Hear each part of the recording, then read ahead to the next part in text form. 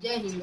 तो हम लोग अभी क्लास 10th में मैथ अध्याय 2 बहुपद को हम लोग पढ़ रहे हैं। तो हम लोगों ने बहुपद में चर मान, अचर मान, गुणांक, बहुपद, बहुपदों के घात और घात के आधार पर बहुपदों की संख्या, ये सब हम लोग टॉपिक को पढ़ लिए थे।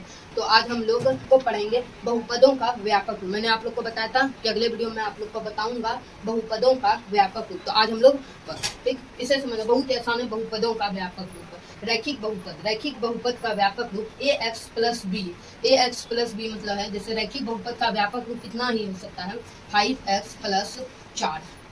यही हुआ रैखिक बहुपदों का व्यापक रूप। वही बोल रहा है रैखिक बहुपद का व्यापक रूप ए एक्स प्लस बी, जहाँ ए बी वास्तविक संख्या, जहाँ ए बी, जैसे यहाँ 5 और 4 क्या हो गया, वास्तविक संख्या, जहाँ ए बी वास्तविक संख्या और ए बराबर नॉट इक्वल टू 0, मतलब ए कभी भी 0 नहीं हो सकता, ए कभी भी 0 नहीं हो सकता, क्योंकि यहाँ ए का मान हम लोग अगर 0 लेंगे तो एक्स का भी मान 0 हो जाएगा, और इस तरह रैखिक बहुपद संभव ही नहीं है। तो समझ गए, रैखिक बहुपद का व्यापक रूप ए एक्स प्लस बी। जैसे यहाँ हम लोग लिए एक उदाहरण 5x प्लस 4, जहाँ ए बी वास्तविक संख्या और ए बराबर नॉट इक्वल टू 0। उसी तरह द्विघात बहुपद, द्विघात बहुपद का व्यापक रूप होता है a x square plus b x plus c. द्विघात बहुपद का व्यापक रूप a x square plus b x plus c होता है। ठीक, जैसे हम लोग यहाँ पर ले लेते हैं एक उदाहरण 3x square plus 2x plus 4, इस तरह हम लोग लिए। तो यही बोल रहा है कि द्विघात बहुपद का व्यापक रूप a x square plus b x plus c होता है, जहाँ ए बी सी वास्तविक संख्या और ए बराबर नॉट इक्वल टू 0। याद रखिएगा हमेशा ए बराबर नॉट इक्वल टू 0। अब हम लोग त्रिघात बहुपद के व्यापक रूप को समझते हैं। त्रिघात बहुपद का व्यापक रूप a x cube plus b x square plus c x plus d होता है। ठीक, त्रिघात बहुपद का व्यापक रूप a x cube plus b x square plus c x plus d होता है, जहाँ ए बी सी डी वास्तविक संख्या और ए बराबर नॉट इक्वल टू 0। ठीक, जहाँ ए बी सी डी वास्तविक संख्या ए बराबर नॉट इक्वल टू 0। जैसे उदाहरण हम लोग ले लेते हैं 4x square, 4x cube plus 2x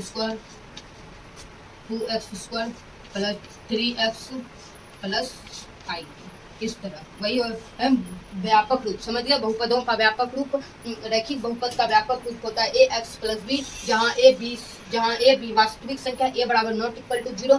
द्विघात बहुपद का व्यापक रूप a x square plus b x plus c. त्रिघात बहुपद का व्यापक रूप होता है a x cube plus b x square plus c x plus d. इस आधार पर बिहार बोर्ड मैट्रिक परीक्षा में कई प्रश्न भी पूछे गए, तो अब हम लोग प्रश्न को भी देखेंगे।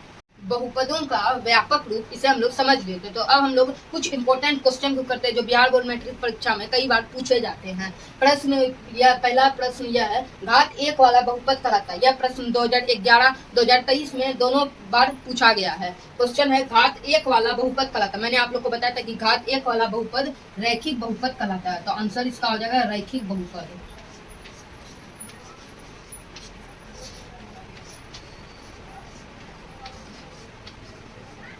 रैखिक बहुपद, रैखिक बहुपद, रैखिक बहुपद। अब दूसरा प्रश्न है, त्रिघात बहुपद का व्यापक रूप है। ठीक, प्रश्न पूछ लिया गया है कि त्रिघात बहुपद का व्यापक रूप है। यह प्रश्न 2011 2023 दोनों बार पूछा गया। त्रिघात बहुपद का व्यापक रूप है, मैंने अभी आप लोग को बताया था कि त्रिघात बहुपद का आंसर, त्रिघात बहुपद का व्यापक रूप होता है a x cube plus b x square plus c x plus d. ये हो गया। तो अब हम लोग प्रश्न 3 को देखते हैं। 2 प्रश्न को देखिए। अब प्रश्न 3 है कि किसी बहुपद की घात होती है। यह प्रश्न 2022 में यह प्रश्न पूछा गया था कि किसी बहुपद की घात होती है। तो मैंने आप लोग को बताया था कि बहुपद की घात हमेशा पूर्ण संख्या होती है। तो किसी बहुपद की घात होती है, तो इसका आंसर हो जाएगा पूर्ण संख्या, पूर्ण संख्या, पूर्ण संख्या। तो अभी मैंने टॉपिक, जितना टॉपिक बनाया उससे मैंने 3 महत्वपूर्ण प्रश्न निकाले और इस प्रश्न का आंसर भी आप लोग को बता दिए। तो अब हम लोग बहुपदों के शून्य को पढ़ेंगे। तो अब हम लोग बहुपदों के शून्य की संख्या को पढ़ते हैं। ठीक, ये हम लोग का लास्ट टॉपिक ही रहेगा कि बहुपदों के शून्य की संख्या, बहुपदों के शून्य की संख्या।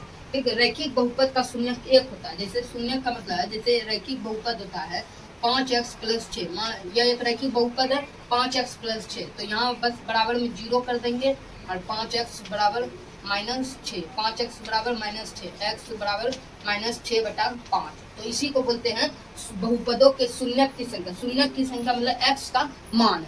x का मान कितना होता है कौन कौन से बहुपद में, इसे ही बोलते हैं बहुपदों के शून्यक की संख्या। रैखिक बहुपद में शून्यक की संख्या 1 होती है। यहाँ हम लोगों ने देखा कि रैखिक बहुपद में जब हम लोग शून्यक निकाले तो x का मान बस एक बार निकला -6/5। तो रैखिक बहुपद में शून्यक की संख्या 1 होता है। द्विघात बहुपद में शून्यक की संख्या 2 होता है। मैं आप लोग को बताऊंगा कि द्विघात बहुपद में कैसे शून्य को निकालते हैं, फार्मूला द्वारा और एक सरल विधि द्वारा, दोनों आप लोग को बताऊंगा। तो रैखिक बहुपद में शून्यक की संख्या 1 होती है, द्विघात बहुपद में शून्यक की संख्या 2 होती है। क्वेश्चन में पूछा जाता है कि द्विघात बहुपद में शून्यकों की संख्या कितनी होती है, ऑब्जेक्टिव में पूछा जाता है। तो 2 होती है। त्रिघात बहुपद में शून्यक की संख्या कितनी होती है, तो त्रिघात बहुपद में शून्यक की संख्या 3 होती है। त्रिघात बहुपद में शून्यक की संख्या 3 होती है। तो इसे समझ लिया। अब हम लोग कुछ एक बेसिक को समझ लेते हैं। आप लोग बहुपद को गुना करना जानते हैं, जैसे x प्लस 2 रहे और इधर 3x प्लस 4 रहे, 3x प्लस 4। तो इसको कैसे गुना करते हैं ये भी देख लीजिए। तो सबसे पहले यहाँ x लिखेंगे और इसको लिखेंगे 3x प्लस 4। फिर यहाँ किसका चिन्ह, प्लस का, प्लस देंगे +2। फिर इसी को लिखेंगे 3x प्लस 4, गुना करेंगे 3x प्लस 4। अब हम लोग गुना करते हैं। 3x गुना 3x स्क्वायर हो जाएगा, 3x गुना x 3x square plus 4x plus 3 का 3 दूनी 6x प्लस 4 का 4 दूनी 8, 4 का 4 दूनी 8, 4 का 4 दूनी 8। तो क्या हो जाएगा 3x स्क्वायर प्लस, देखिए ये समान है 4x प्लस 6 है, तो कितना हो जाएगा, इसको जब जोड़ेंगे तो 10x हो जाएगा। तो 3x square plus 10x plus 8 plus 8। तो गुना करने पर हमें इतना प्राप्त हुआ 3x square plus 10x plus 8। तो ये गुना आप लोग मैं ऐसा करते हैं आप लोग जानते होंगे, नहीं जानते तो मैंने एक बता दिया गुना करके। तो आज के लिए क्लास इतना ही रहने देते हैं। तो कल हम लोग अगले टॉपिक में बहुपदों के शून्य को कैसे निकालते हैं, रैखिक बहुपद के शून्य फार्मूला द्वारा, ये मैं आप लोग को बताऊंगा। तो अगर वीडियो अच्छा लगे तो लाइक, कमेंट, सब्सक्राइब और शेयर जरूर करें।